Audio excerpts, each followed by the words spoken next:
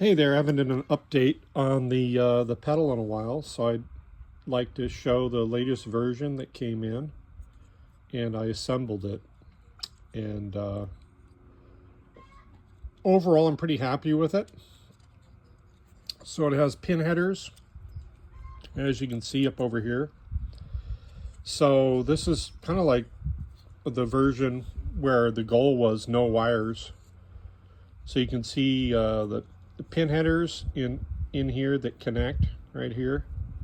Those connect the boards. Although they're bare, they're not going anywhere. There's really no advantage to covering them.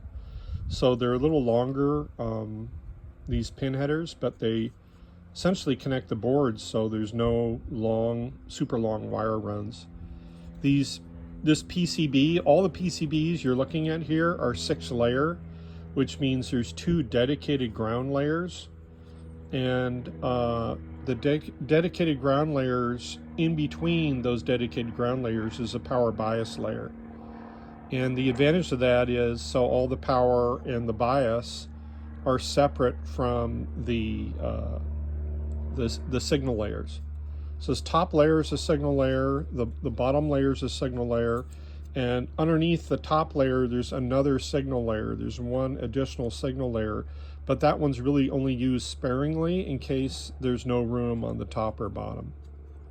So anyways, I had to redesign this knob I put in temporarily, but it's not even with this other knob. And by the way, these knobs are cut down, and there's low pro knobs that are put on so they don't get in the way of the button. I just figured with pedal design, these areas that are to the left and the right of the button really aren't useful. And I always thought, well, that's a good area to stuff knobs, although it may be a little inconvenient as far as where the button is.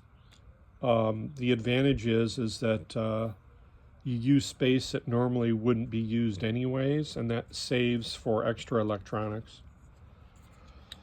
I redid pretty much every board on here. The daughter board that is at the foot switch works perfectly now.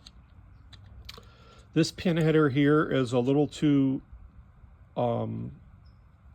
it's not the right one, so I have another one that's going to make this one lower to the board, which is similar to the way it's going to look over here.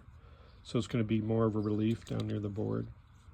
So this is a compressor. The compressor is redesigned, and it's redesigned with a lot of surface mount resistors.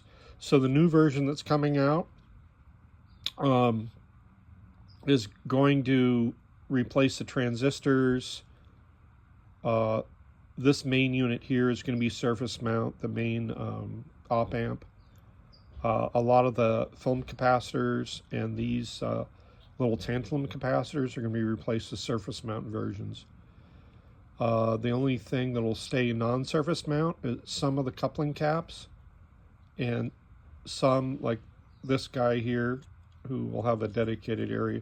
These will all be through hole, simply because when you go larger in electrolytics in surface mount, they tend to get a little more expensive and not as capable as just going with a through hole. So we're going to keep those through hole. And the film capacitors, really don't offer those in a surface mounted format that is really audio grade at this point. So this here is the treble, or what I call the low pass, and you can see where the adapter goes down through here, through the board. And this board is redesigned now and more surface mount. There's a clean boost switch, so this lifts the diodes up from ground and allows for clean distortion. But what I found is the op amp, the OPA191 op amp, really isn't rail to rail. So the op amp itself starts to clip, which kind of it clips about the same time the diodes clip. So it kind of defeats the purpose of having a clean boost. So the idea is to put in a there's an op amp, a 191, OPA191, which is a rail-to-rail op amp. The problem with the more current op amps is they don't make them in a dip type format like this. They're all surface mounts. So I had to make an adapter board, which I'll show later in a later video, to adapt to this pinout. And that's going to get that's going to give us a rail-to-rail op amp that will have more of a clean boost. And so you're going to have a clean boost along with distortion. This compressor circuit, after I put it on and I tested it, it's supposed to divert to the compressor.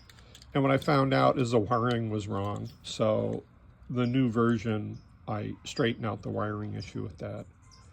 The other thing I was able to get rid of, like I said on here, a lot of the transistors are going to be surface mount, and a lot of the little capacitors here. Basically, any decoupling capacitors can be replaced with high quality ceramic or tantalum capacitors. Since they're not in the audio path, they will not affect the audio quality. Anything that's in the audio path, like coupling capacitors, those have to be electrolytics paired with film capacitors for full frequency audio. So anyway, so that's kind of the update. Now this little guy here, I got a surface mount for the barrel connector, but this one was too small when it came in. It wasn't the standard, I believe, 5.5 millimeter format. So I, again, had to redo that. I readjusted these to slide over more, and I've got another barrel connector. So essentially, by the time this next version comes in, there's some major improvements where everything is going to be SMD, and it'll be everything should be surface mount, and much lower noise floor, and easier to assemble. And SMD is so much easier to assemble too compared to through hole. And once I test that design, then it's a lot easier to go out and just have them printed. And once they're printed, the cost should go down quite a bit because my labor will be a lot less with that. So I'll do a little video here of it plugged in, and I'll show you what the LEDs do. As you can see, it's plugged in, and these LEDs now, they're going to be behind the artwork. So I'm going to have a figure here, and these LEDs are going to go through the eyes. The eyes will turn different colors. That's the idea of the art design. Now in the new pedal, these are actually squeezed a little closer together and not so far apart. But the coloring on these is pretty amazing, and they start to vary and change colors, which is pretty cool. I have another version of these LEDs too that flicker like candlelight. So that'll be pretty neat.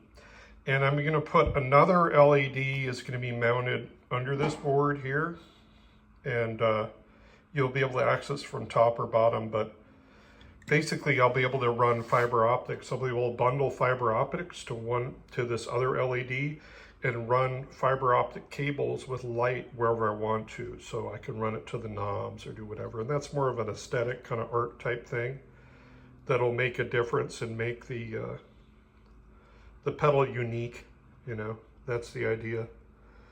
How can I pack it full of electronics that makes sense and make something that's truly kind of an art piece inside and out. Anyways, that's the update. Thanks for watching.